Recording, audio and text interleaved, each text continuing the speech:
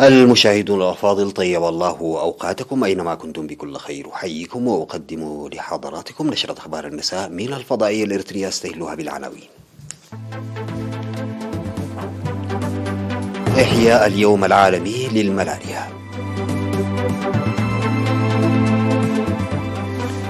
المزارعون في مديرية تساني يقومون باستعدادات مدعومة بالآليات. صيانة مركز كرمد الصحي في مديرية حقات. مقتل 15 شخصا في هجمات مسلحة شمالي بوركينا فاسو. وفد أمريكي رفيع بكييف وموسكو تتهم وكالات أمريكية بمحاصرة سفارتها. بعد إعادة انتخابه رئيسا لفرنسا، ماكرون يعد بتجديد أساليبه. السلام عليكم ورحمة الله. جرت في مديرية بريخ في الإقليم الأوسط مناسبة إحياء اليوم العالمي للملاريا الذي يصادف 25 من إبريل تحت شعار لنعمل لمكافحة الملاريا. وقال مسؤول وزارة الصحة في الإقليم الأوسط الدكتور مولغيتا هايلي في المناسبة إن مرض الملاريا من الأمراض القاتلة في العالم، ويشير تقرير منظمة الصحة العالمية إلى إصابة 241 مليون شخص بالملاريا عام 2020، وبلغت الوفيات جراء المرض حوالي 627 ألفا، وكانت 95% من الإصابات و96% من الوفيات في القارة الإفريقية. وذكر ازدياد وفيات الملاريا بأكثر من 900% عام 2020 مقارنة بالعام الذي سبقه، والذي يؤكد خطورة المرض ومؤشر لاتخاذ خطوات جادة لمكافحته. وأشار مسؤول مكافحة الملاريا في الإقليم الأوسط السيد كبرابتس فاميكائيل تسيير مختلف الأنشطة لإنجاح الخطة الموضوعة لاستئصال الملاريا من عام 2016 وحتى 2030. وقال إن نسبة الإصابة التي كانت 0.4 عام 2018 انخفضت إلى 0.05 من 100 عام 2021، وتتواصل الجهود لصفر إصابة. وذكر تقديم الناموسيات لأكثر من 14 ألف امرأة حامل من عام 2018 وحتى 2021، وتوزيع أكثر من 60 ألف ناموسية للمواطنين المقيمين في مناطق استيطان الملاريا في إطار جهود المكافحة. وقال مدير مديرية بريخ السيد تسفاتسيون إن وفيات الملاريا تترك تأثيرا اقتصاديا واجتماعيا سلبيا على الأسر، متعهدا العمل بقوة لإنجاح برامج وزارة الصحة لمكافحة مرض الملاريا. هذا وشهدت المناسبة فعاليات عكست جهود مكافحة الملاريا.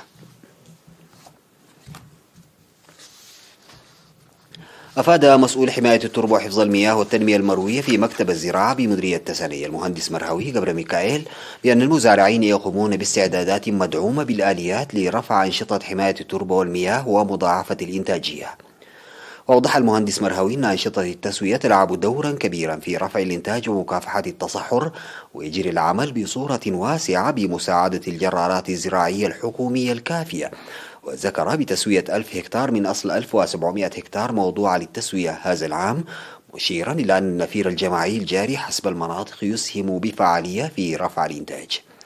وأوضح المهندس مرهاوي أن الجرارات الخاصة كانت تقوم بأنشطة التسوية ب800 نقفة للساعة الواحدة، إلا أن الجرارات الحكومية تقدم الخدمة ب175 نقفة للساعة الواحدة.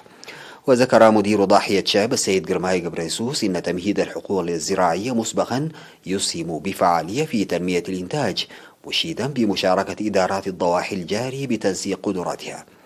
فيما ذكر المزارعون إن التسوية لها أهمية كبيرة في تفوق أنشطة حماية التربة والمياه، مشيدين بالجرارات الحكومية التي تقدم الخدمات بأسعار زهيدة، مناشدين في الوقت ذاته لتقديم تلك الجرارات الخدمات في كافة الأعمال الزراعية في الأوقات المناسبة. هذا وتشير مستندات مكتب الزراعة في مديرية تساني إلى تنمية حوالي 13 ألف هكتار من الأراضي الزراعية. في إطار الجهود الجارية للنهوض بالمراكز الصحية، تم التوضيح بأن أعمال الصيانة التي شهدها مركز كرمد الصحي في مديرية حقات بالتعاون بين المواطنين ومكتب الصحة في إقليم عنسبة أدى إلى تقديم المركز لخدمات صحية ناجعة.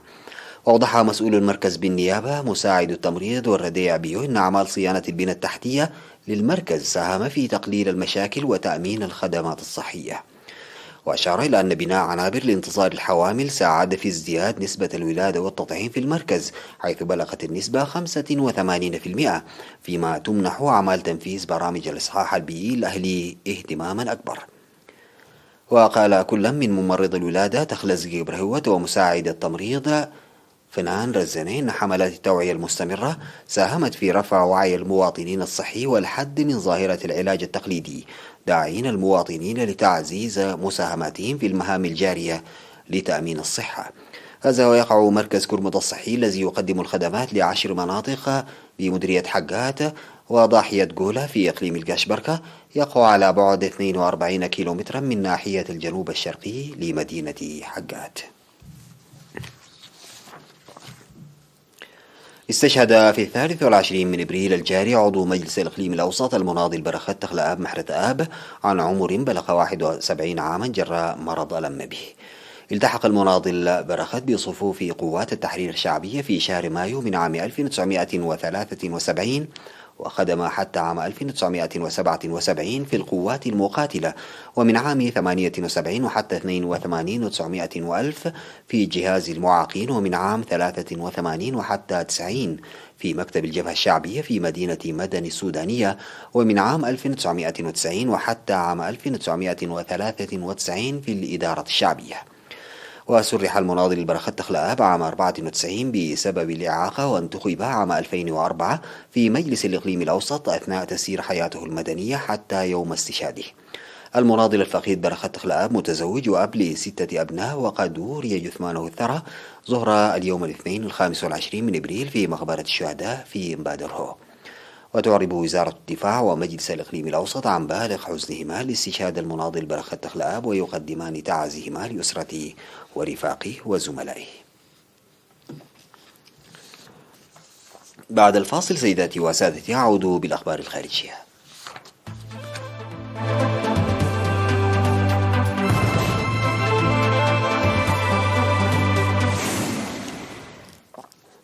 أعلن الجيش في بوركينا فاسو مقتل 15 شخصا بينهم 9 جنود في هجمات مسلحة منسقة شمالي البلاد. وأوضح الجيش في بوركينا فاسو أن مفرزتين عسكريتين في منطقتي جاسكندي وبوبي مينكاو في إقليم سوم بمنطقة الساحل قد هاجمهما إرهابيون، ما أسفر عن إصابة أكثر من 20 شخصا. وأضاف الجيش أن العمليات الأمنية جارية في المنطقتين المشار إليهما. وأشارت شبكات إخبارية إلى أن الهجمات الأخيرة تعد الأحدث في سلسلة أعمال العنف المتزايدة المرتبطة بتنظيمي داعش والقاعدة الإرهابيين في بوركينا فاسو.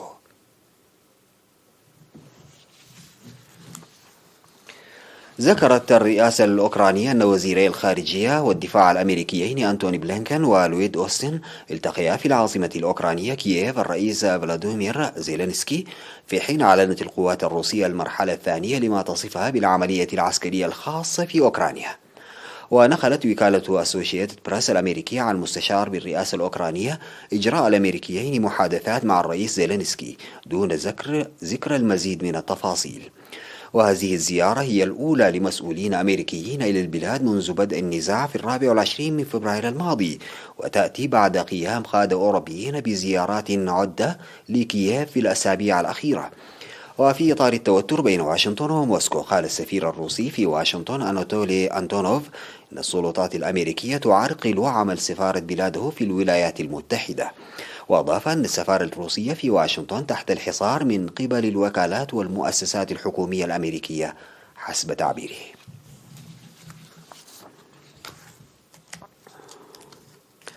أعيد انتخاب إيمانويل ماكرون رئيسا لفرنسا لولاية ثانية تمتد على 5 سنوات بعدما تغلب على منافسته مارين لوبين التي حققت أعلى نتيجة لمرشح يميني متطرف في انتخابات رئاسية. ورغم كل شيء حقق الرئيس انتصارا واضحا وحصد ما بين 57.6% و58.20%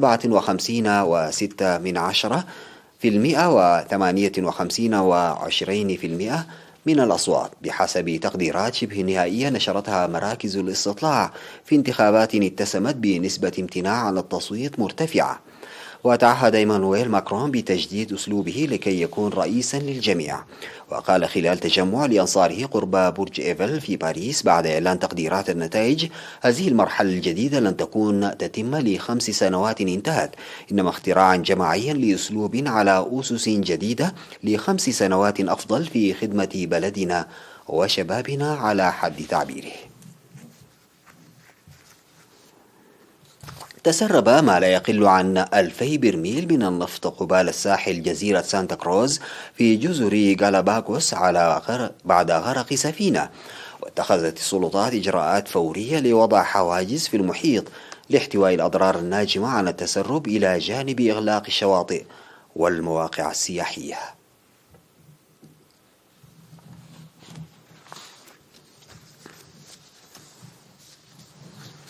ختاما سيداتي وسادتي لنشرة أخبار المساء أعود فأذكر بعناوينها. إحياء اليوم العالمي للملاريا. المزارعون في مديرية تساني يقومون باستعدادات مدعومة بالآليات.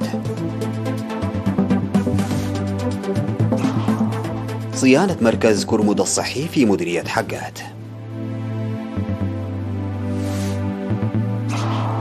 مقتل 15 شخصا في هجمات مسلحة شمال بوركينا فاسو. وفد أمريكي رفيع بكييف وموسكو تتهم وكالات أمريكية بمحاصرة سفارتها. وبعد إعادة انتخابه رئيسا لفرنسا، ماكرون يعد بتجديد أساليبه.